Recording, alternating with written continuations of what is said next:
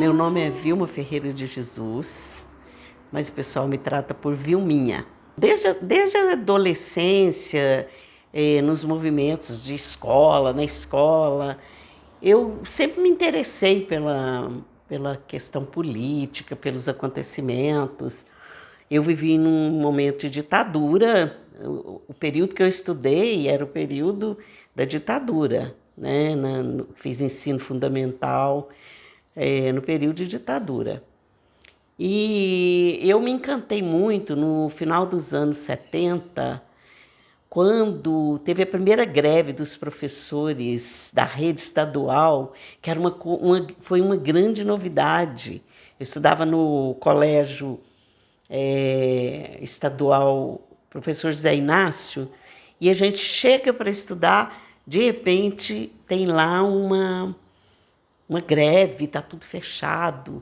E aquilo me encantou. Foi uma coisa assim que me empolgou, até porque eu via meu pai e minha mãe e a família, quando conversava sobre alguém que sumiu, fulano sumiu, mas eles falavam baixinho, fulano sumiu, ninguém sabe onde está. E depois de muito tempo eu fui compreender que era alguém que tinha sumido porque era um militante, alguma coisa assim, da ditadura, né? Contra a ditadura. E aí, lá no final dos anos 70, eu fui participar de movimentos de jovens e em 1980 eu morava já no bairro Bom Jesus. Eu fui então, nós éramos muito incomodados por uma ferrovia que atravessava o bairro de ponta a ponta. Ela tinha 3 terminais de combustíveis grandes, aqueles enormes. E nós resolvemos que nós queríamos brigar com aquilo. E a gente estava num período assim de fim de ditadura.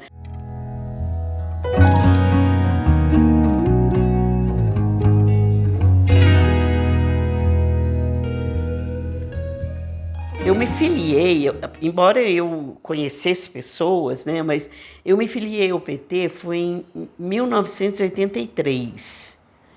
E a partir da luta que eu já tinha, eu compreendi que eu precisava participar do partido político. Que eu achava assim, que eu comecei a compreender o seguinte: as lutas são fundamentais, as mobilizações são fundamentais, mas é através do partido que se consegue eleger pessoas que ocupam os espaços de poder e que vai realmente promover as mudanças.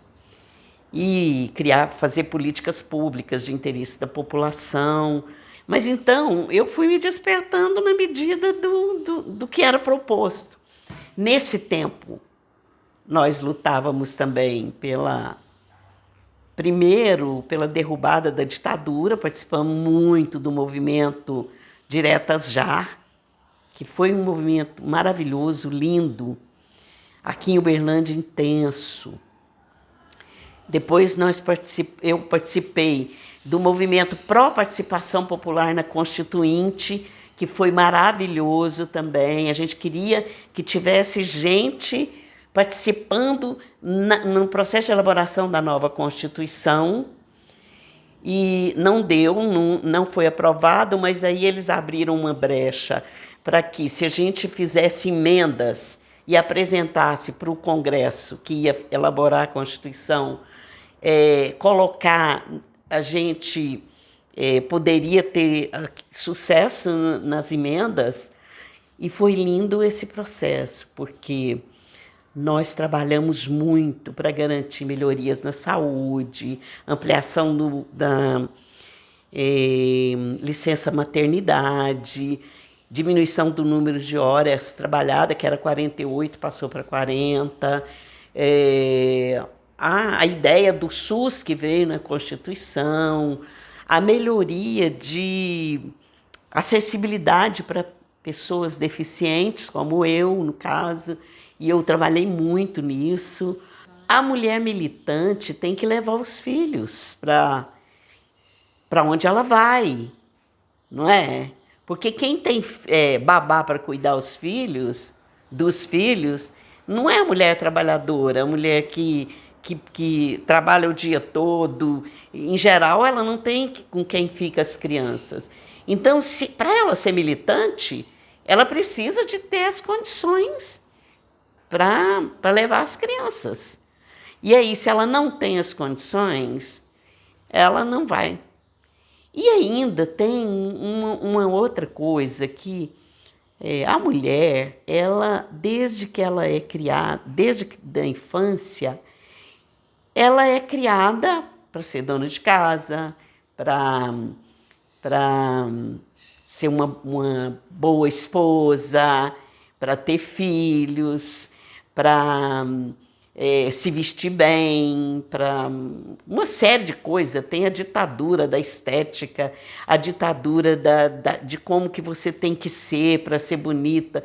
Então, eu acho que nós mulheres sofremos muitos outros elementos que contribuem para a nossa não participação nesses eventos que podem mudar as nossas vidas também, sabe?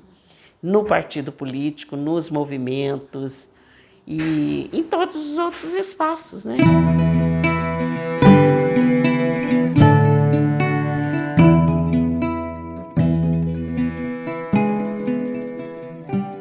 Quando você não experimenta a situação, você não se preocupa. É como os homens que não se preocupam com a condição da mulher. É como a pessoa que não tem uma deficiência, qualquer tipo de deficiência, seja auditiva, seja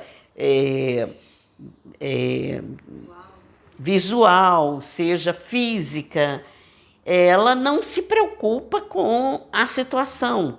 Por exemplo, você vai fazer um evento público para muita gente, não se preocupa que tem que ter alguém que faça a leitura de Libras, entendeu?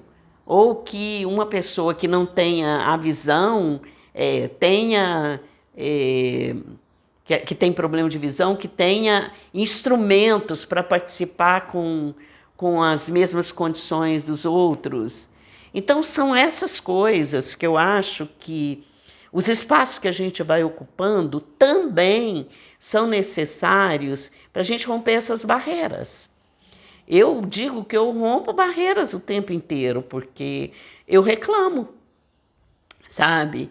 Eu reclamo tanto na minha participação nos movimentos, no partido, como quando eu vou numa loja, por exemplo, fazer uma compra, que o balcão é super alto e eu não alcanço, eu reclamo. Falo, escuta, a sociedade tem gente menor, não é só dessa altura. Então, as condições têm que ser criadas para quem é diferente também. Não dá para você tratar igual quem é diferente. As condições, elas têm que ser dadas para todo mundo, para que todas as pessoas exerçam os seus papéis com o que elas são, e não de acordo com o que é supostamente normal, não é? Então, uma luta que nós tivemos, que eu participei, que foi essa luta pela melhorar as condições de acessibilidade na Constituição e depois na legislação dos municípios, dos estados que a gente participa,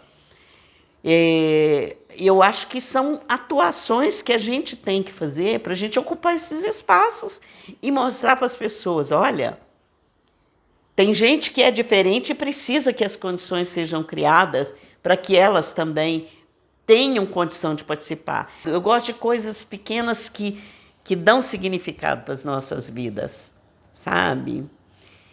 Sou muito ligada à minha família e amo as pessoas incondicionalmente, de alguma forma eu amo as pessoas.